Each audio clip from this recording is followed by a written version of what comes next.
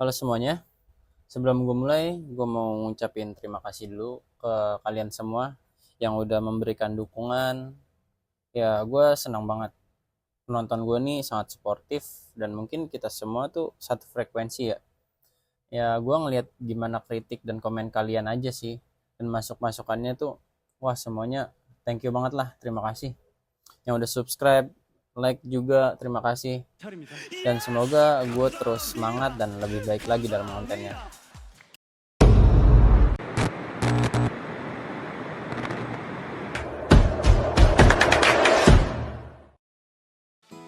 Oke, sekarang bisa gue mulai ya.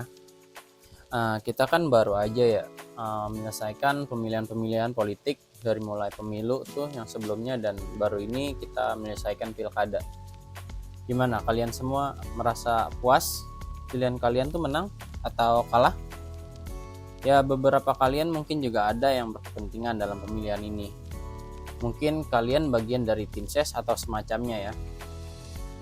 Oke, selamat juga buat pada para pemimpin dan teman-teman yang mendapatkan keuntungan dari pesta politik ini. Tenang aja kok, gue nggak akan mempermasalahkan, gue nggak akan keberatan gitu bagi kalian yang memiliki kepentingan dalam pesta politik ini. Apalagi emang kepentingan kalian itu berdampak baik juga buat masyarakat. Ya justru kita yang makasih ke kalian. Ada sayembara Itu harusnya bertanyanya ke yang memberi sayembara ya. Nah, itu sudah sangat sudah terukur, jelas dan sudah diatur oleh undang-undang. Jadi Nah, apapun biasanya itu ya. setelah pemilihan ini banyak orang-orang yang nggak terima dari hasilnya sampai melakukan tindakan-tindakan itu yang tidak diinginkan, bahkan mengesampingkan moral dan nilai-nilai demokrasi. Itu justru yang betul-betul kita harus hindari. Maksud gue bikin konten kali ini untuk mengajak kalian semua, masyarakat Indonesia yang berdemokrasi, agar tidak melakukan hal-hal bodoh atau tindakan-tindakan kriminal. Karena biasanya emosi ini masih memanas setelah pemilihan, tensinya tuh masih tinggi. Dan gue tekankan ya, di sini gue nggak memihak atau ada unsur dukungan kepada salah satu calon atau pemimpin gitu ya. Nggak ada sama sekali. Gue bukan orang partai, gue hanya partisipan masyarakat biasa. Momen-momen seperti pemilu dan pilkada merupakan momen yang sangat penting bagi negara demokrasi seperti Indonesia, di mana momen ini dimanfaatkan bagi para calon dan partai koalisinya untuk mencari dukungan ke masyarakat, untuk menarik massa sebanyak-banyaknya dengan apapun caranya. Yang penting mereka dapat suara dukungan dari masyarakat. Ya gaya politiknya macam-macam lah. Calon pemimpin melakukan kampanye di daerahnya masing-masing. Mereka berkumpul di satu titik, kumpulin massa gitu untuk menyampaikan ide, janji, dan programnya. Ya walaupun kadang janjinya itu nggak ditepatin. Terus banyak juga masyarakat kita tuh yang kemakan sama janjinya. Nah ini harus banget nih buat kalian nih, tolong ya. Kalau politisi ngasih janji, itu jangan kita langsung senang, langsung gembira, nangis apalagi. Jangan, maksudnya harus mikir gitu. Ini janji realistis nggak? Program realistis nggak? Bisa nggak nih diterapin? Kita jangan cuma kemakan sama janjinya, tapi kita pikirin tuh, gimana caranya dia bisa mempraktekkan program dan janjinya. Jadi kita nggak kemakan gitu aja.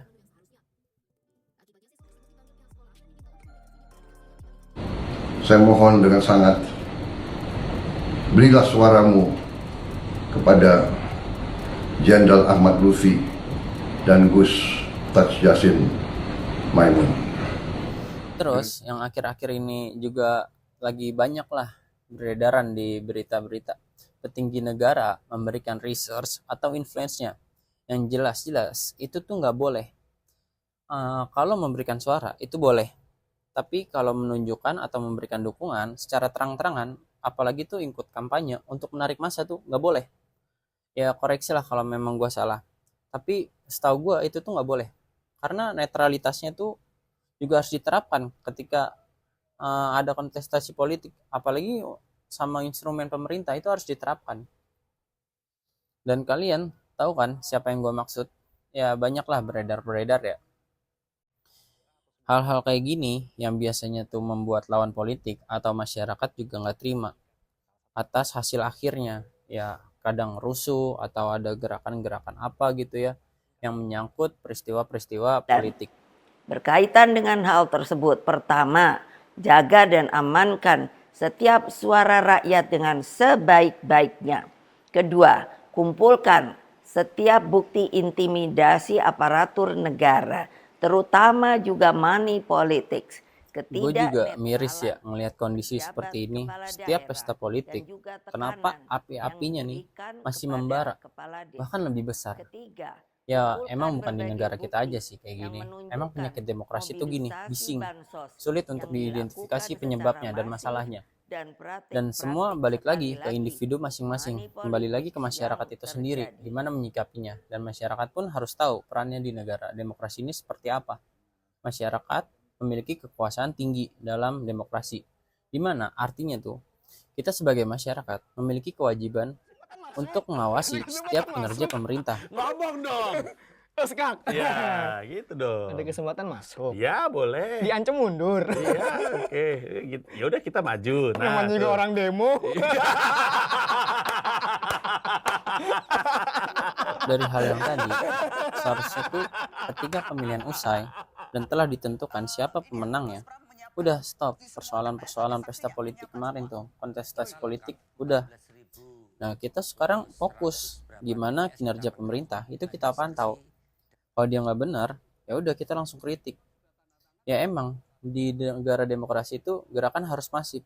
Ya makanya tuh kita sebagai masyarakat butuh merapatkan barisan agar pemerintah juga merasa, wah masyarakat kita merhatiin nih, kita harus hati-hati, kita harus lebih benar kerjanya. Dan terbukti ketika masyarakat udah bertindak serentak, sehebat apapun manuver politiknya, itu pasti bakalan runtuh juga. Yaitu kita bisa jaga lah kalau emang tindakannya atau keputusannya tuh nggak bagus. Ya, kayak contoh aja lah RUU Pilkada tuh, itu kan menyalahi konstitusi gitu ya, menyalahi aturan. Terus Pak Harto tuh gimana, elektabilitasnya dia kan ketika dia diturunin tuh 90% saat dilengserin. Nah dari hal-hal kayak gini tuh kita bisa tahu kan gimana kekuatan masyarakat, gimana kalau masyarakat tuh udah merapatkan barisan, kalau udah gerak bersama-sama. Ya oke lah, semua tuh bisa disetting sama pemerintah, sama petinggi-petinggi. Tapi kalau masyarakat udah merasa udah nggak beres banget nih, udah kelewatan, pasti ujung-ujungnya tuh gerakan massa. Makanya kita tuh sebagai masyarakat jangan gampang dimobilisasi. Dikasih asupan dikit mau, dikasih 100-300 mau kan, terus dikasih janji-janji begini langsung luluh. Dan kalian tuh harus berpikir gitu, kalau lagi pesta politik, para calon-calon pemimpin ini berusaha memanipulasi kalian.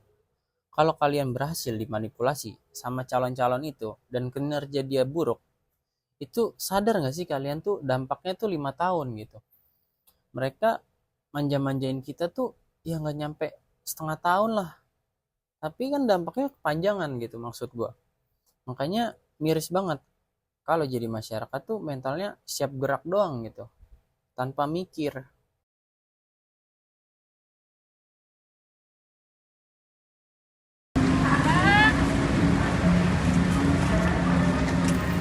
Nah, gue ngomong gini tuh khususnya bagi kalian masyarakat biasa yang hanya menjadi partisipan gitu, bukan mereka yang ada di bawah naungan partai atau mereka ada yang berkepentingan gitu. Kalau mereka mah ya udahlah, seharusnya emang mengikuti arus ombak partainya aja. Atau kalau memang partainya menang juga mereka untung juga, mereka juga senang gitu. Di sini kita sebagai partisipan atau masyarakat biasa, ya gue sendiri nih emang kadang ngerasa sih ada kejanggalan atau ya memang ada kecurangan lah nih di sini nih ada kecurangan. Kadang gue juga ngerasa kita nganalisis gitu ya, kita mengkritisi, kita cari berita, kita dapat informasi gitu kan, yang ngerasa memang sih jengkel atau kesel gitu ya, greget lah. Cuma pergerakan kita nih terbatas. Ya cuma menurut gua kita tetap harus terima, kita harus menghargai hasil dari pemilihan. Ya walaupun kita kan milih calon nih berdasarkan emosional gitu, secara hati nurani. Kita telaah, kita lihat track recordnya dia bagus gak nih, kita makanya pilih ya kan. Nah terus calon pemimpin yang naik ini agak kacau nih. Ya kalau dia yang megang Indonesia nih berantakan nih. Waduh, sektor-sektor yang lain nih bakalan kena dampak nih. Indonesia bakalan gak karuan nih. Kan pasti kalian tuh pasti khawatir lah. Ya sama, gue juga ada lah pikiran-kepikiran kayak gitu. Justru karena adanya kekhawatiran dan keresahan, seharusnya kita manfaatkan keresahan dan kekhawatiran ini tuh dengan baik untuk mengawasi. Jangan kita tuh terlarut sama pemilihan-pemilihan kemarin, sama pesta politik kemarin. Udah kita lupain. Jadi siapapun yang menang, ya udah oke, fine, kita terima. Tapi setelah itu kita awasi nih, gimana kinerjanya dia. Udah sesimpel itu aja. Terus kita sebagai masyarakat isi juga nih pikiran-pikiran kita nih sama informasi-informasi yang jelas, fakta yang valid. Ya walaupun sekarang emang banyak informasi-informasi itu kita gampang lah dapetin. Cuman buat mencari validitas tuh ya lumayan sulit lah, karena udah marak banget nih informasi, kita susah nyari yang mana nih yang bener informasinya.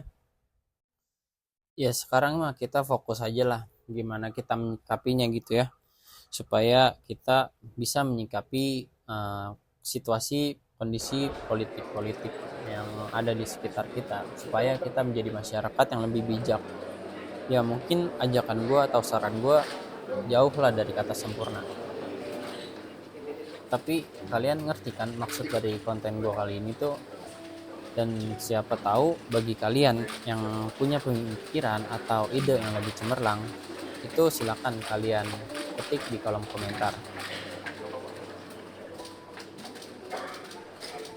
Dan semoga konten gue kali ini berdampak positif bagi banyak orang, dan thank you semua yang udah nonton sampai habis. Sampai jumpa.